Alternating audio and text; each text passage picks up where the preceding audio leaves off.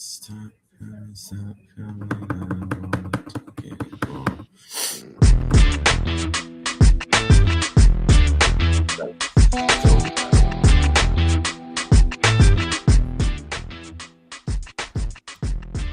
Bump, Bump, bump, bump, bump, bump, bump. bump.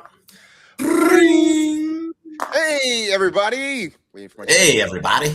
waiting for my Hi, thing to come Dr. on. Nick. Hi, Dr. Nick. Nick. Here we are. Welcome to the Blue Review presented by LAX on a Tuesday morning. I'm Marcas Grant. That is Greg Bergman. We're a little bit loopy here, so please bear with us. How are we feeling on this Tuesday, Greg? Feeling good. Kind of a little bit behind on everywhere. I'm trying something different, so I don't look like I'm gonna tell you to hold on, please, while I take another phone call. This seems to be working a little bit better as long as the sound is okay. But I'm feeling good. How are you feeling? Feeling good, man. The U.S., we know they're playing Venezuela, which, that's going to be tonight in the World Baseball Classic final. Probably some nervous time there because that Venezuelan lineup is very, very good. Don't know if they're pitching matches, but their offense is very good. So that's going to be interesting. Yeah, who is pitching? I saw who was Nolan pitching. McLean is pitching for the United States. I don't know who's pitching for Venezuela. I do. It's Eduardo Rodriguez. And Okay. Eduardo Rodriguez is the guy a couple of years ago that the Dodgers traded for from Detroit. And he said, you know what? Nah, I don't want to do that. It was in 2023. The Dodgers obviously didn't win that year, but they traded for him. He said, no, family reasons. I don't want to come to the Dodgers. And then fast forward 2 years later, they're back-to-back champions, and he's on the Diamondbacks. Well, family reasons doesn't want to come to LA. Okay. I was gonna make a Fast and Furious joke in there somewhere, but I don't know if I got one. So Will Smith needs to smack around Eduardo Rodriguez is what I'm trying to say. I'd be fine with that. I would be absolutely fine with that. Now, I hope he's getting the start over Cal Raleigh. I don't know if they've put out a lineup yet, if Mark Rose has done that yet. But doesn't look like the lineup is out just yet from anything I see. Yeah. But don't know. So we'll talk a little bit about that later on in the show. First thing, though, I want to let you know that the Blue Review is powered by LAX. We're taking off. Learn more about all the incredible changes happening now at LAX by going to lawa.org/ESPN. Hey, but how about we start with the 10 minutes of terror we all had yesterday afternoon when Evan Drellich put out a tweet saying that Miguel Rojas was suspended for 80 games for performance-enhancing substances. And we all started wringing our hands and furrowing our brows and saying, oh, what's going to happen? And poor Miggy Rowe. Only for the report to come out, maybe 10, 15 minutes later? Maybe. That it is not Miguel Rojas of the Los Angeles Dodgers. Instead, it is Johan Rojas of the Philadelphia Phillies, who has been suspended for 80 games. So, that,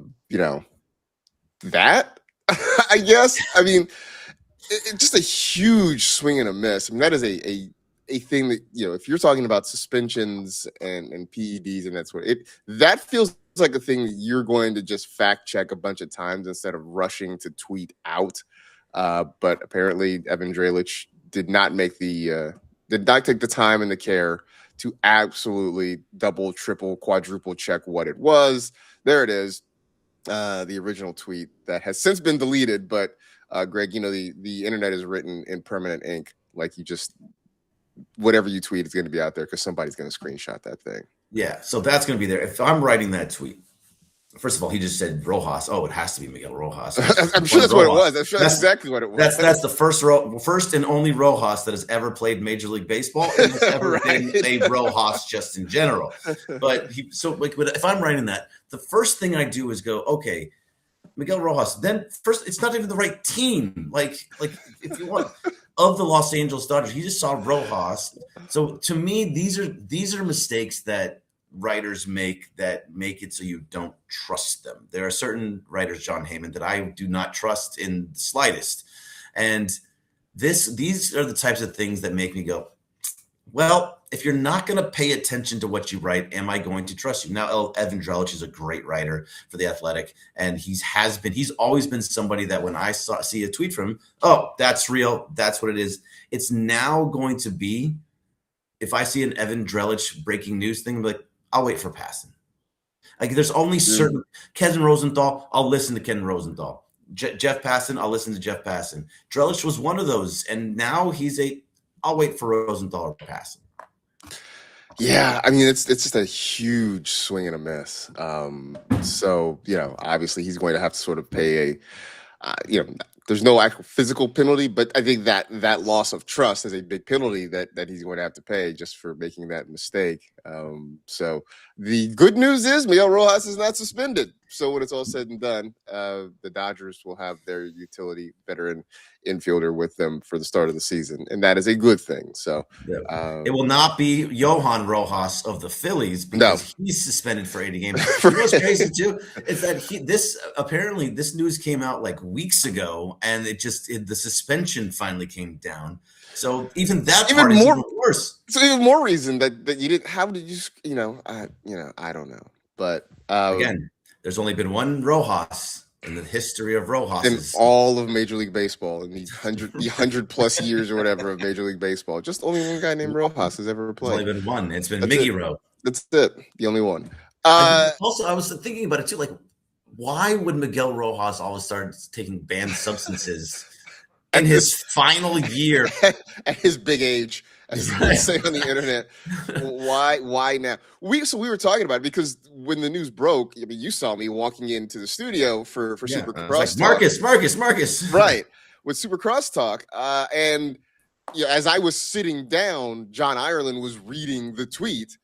And, Mace got upset and there was a lot of just people kind of head shaking. The question did come up, though. Let's hypothetically say this was true. Would this have changed how you felt about the home run in 2025? No, it happened. Yeah, okay. That's where I was too. But now, if it was Vladdy who hit that home run, would I feel different because it's not a Dodger? Mm-hmm. I think that's a fair question.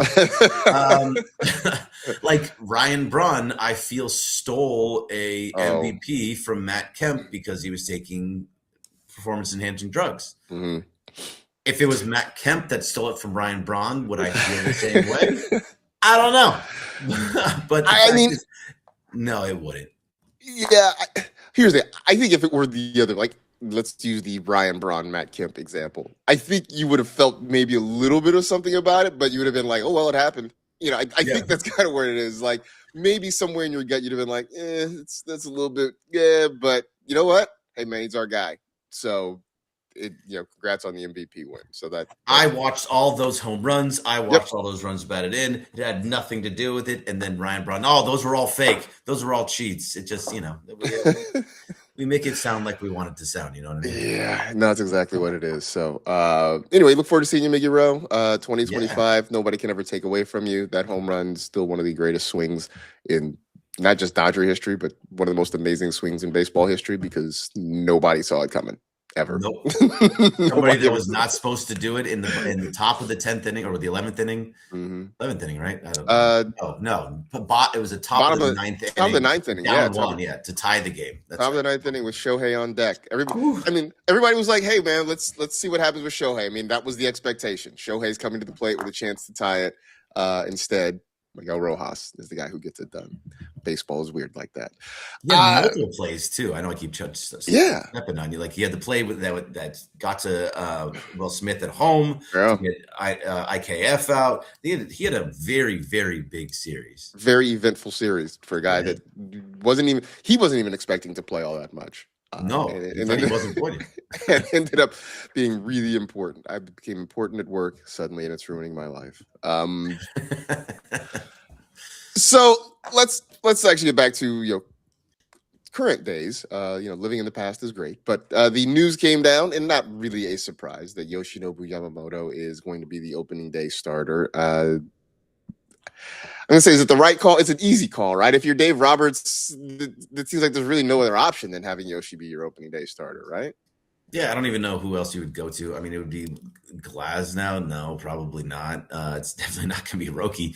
Shohei's not going to be ready yet. Gavin Stone. I mean, no. I don't. Yoshi is the, and also like he deserves it. Yoshinobu Yamamoto has been nothing but amazing since he's been with the Dodgers. He had one of the greatest, most epic runs in postseason history last year.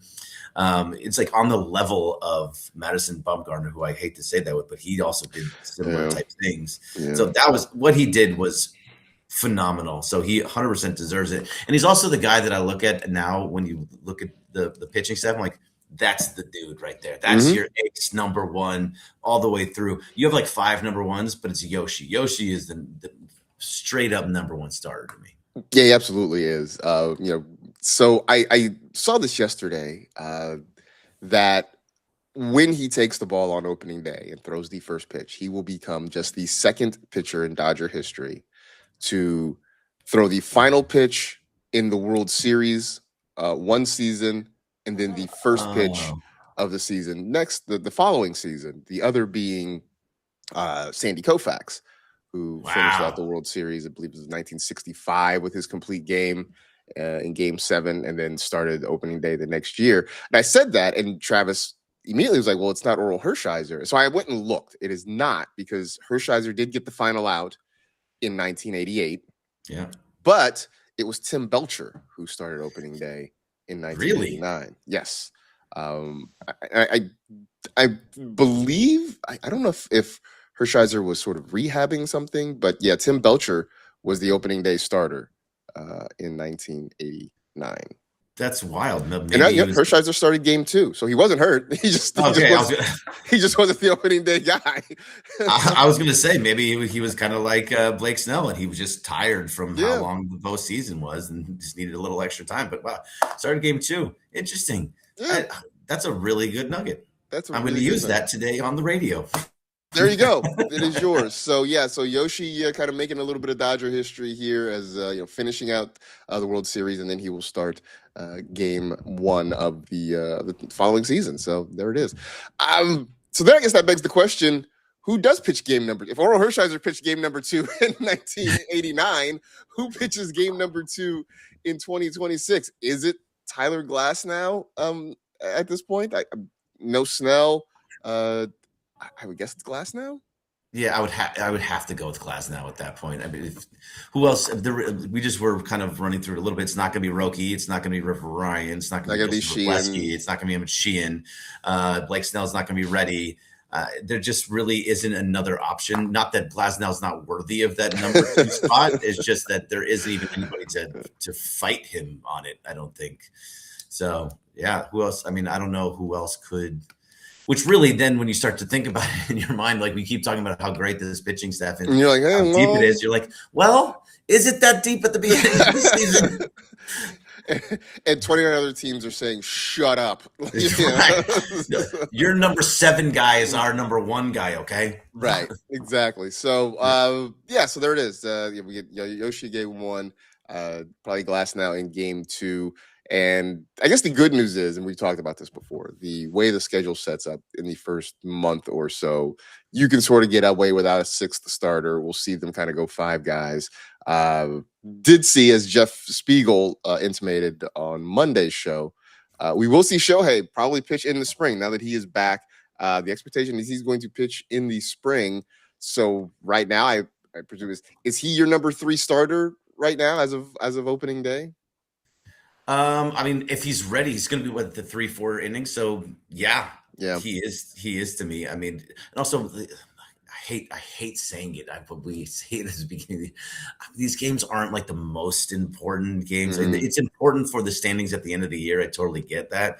But at the same time, like if he only goes 3-4 innings and he, they don't win those games, we're not going to look back and be like, oh my God, we didn't make the playoffs because of that game. So if they don't make the playoffs, something went horribly wrong. So him going 3-4 innings and kind of, straining the bullpen just a little bit, you're going to kind of live with it and be okay with it.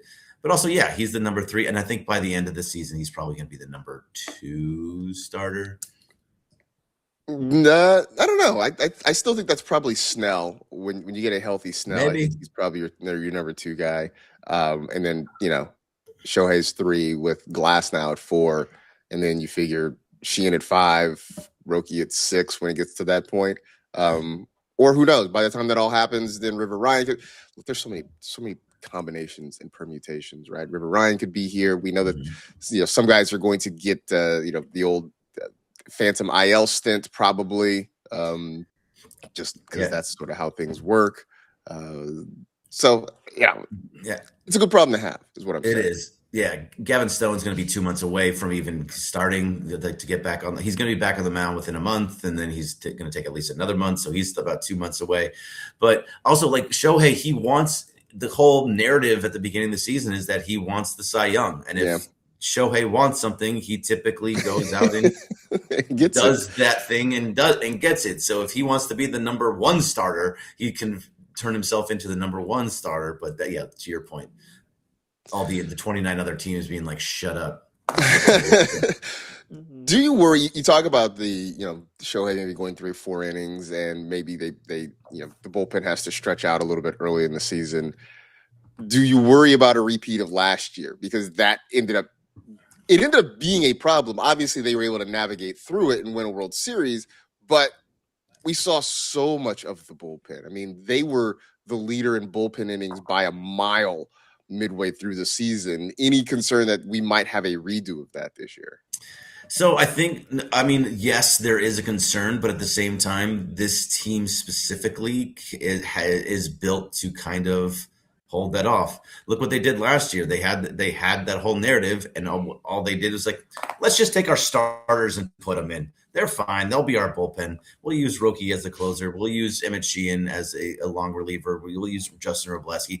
It was a little bit terrifying at times, but the fact is that they can withstand that. And also because they have so many guys now in the bullpen as well, which is extremely volatile, as we always say.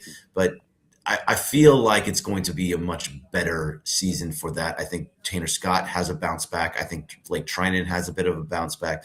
Edwin Diaz is obviously going to be really good. You still have Kasparius and Dreyer and Henriquez. Like they are pretty deep. And then you're going to find some random dude that you never like. Who's this guy?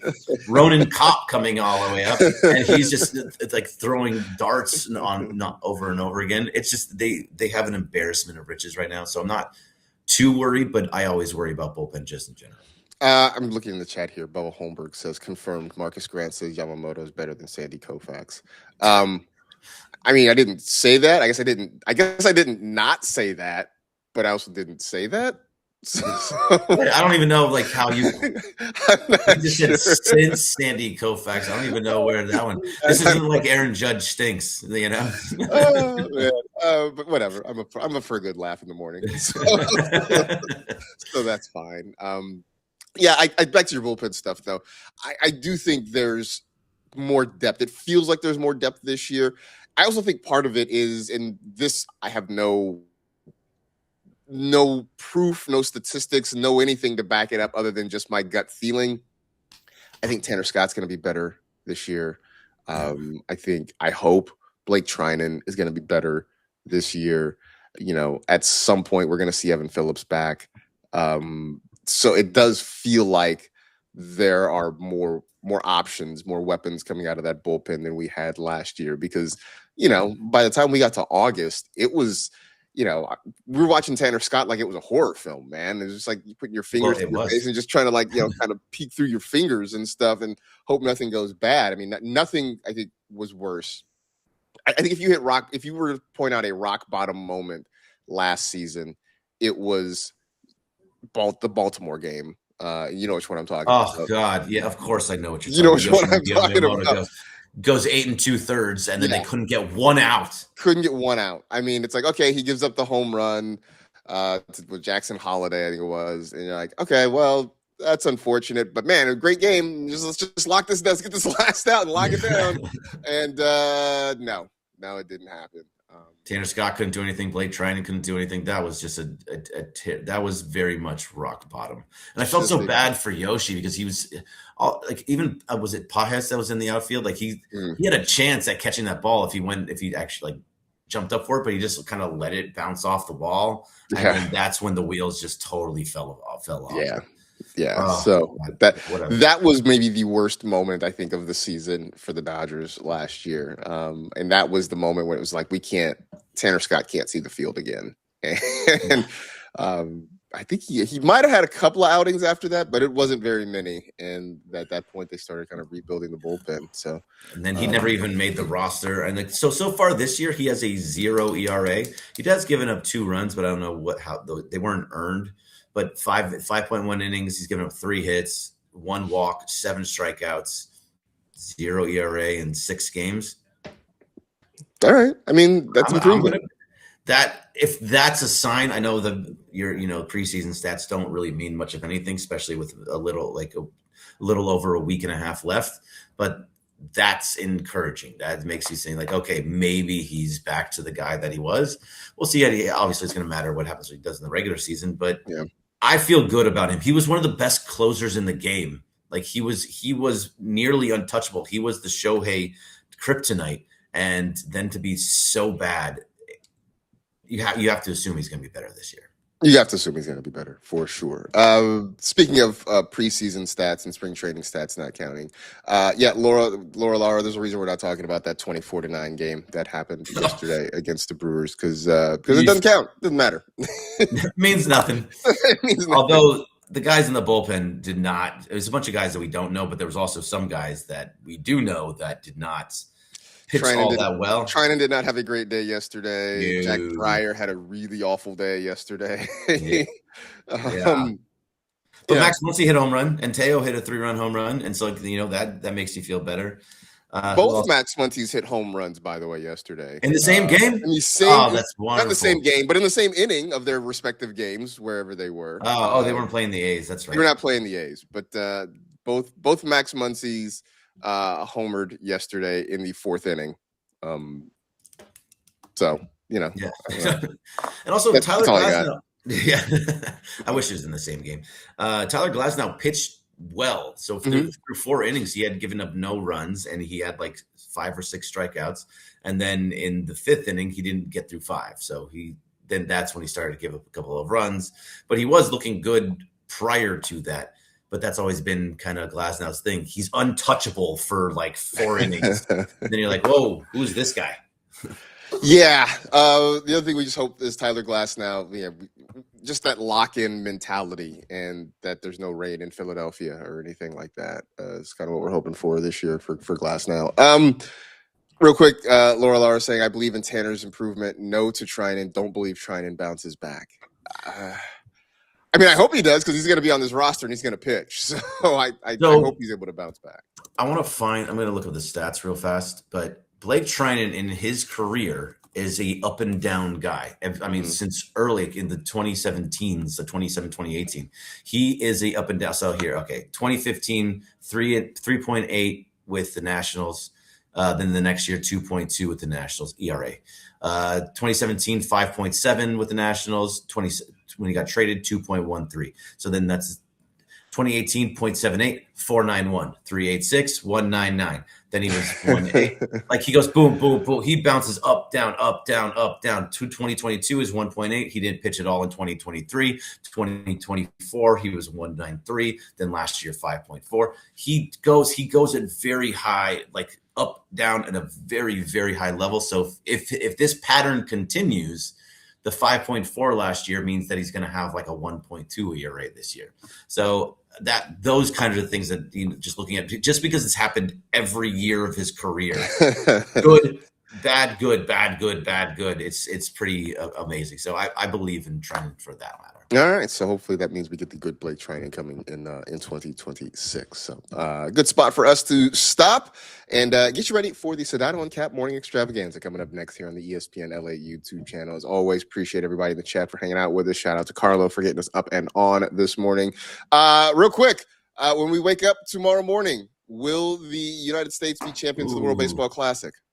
Yes, they will. They will be the champions. I think the championship round was DR versus USA. I agree. I think they get by Venezuela. Hopefully, Nolan McLean does not blow up in the first couple of innings like he did against Italy. So we shall see. But I think the USA pulls it out in the end. So we will find out tonight, and we'll talk about it tomorrow. That and plenty more. So for Greg, I am Marcus. This has been the Blue Review presented by LAX. See you tomorrow morning, 6:30 to 6:55 here on the ESPN LA YouTube channel. Yeah.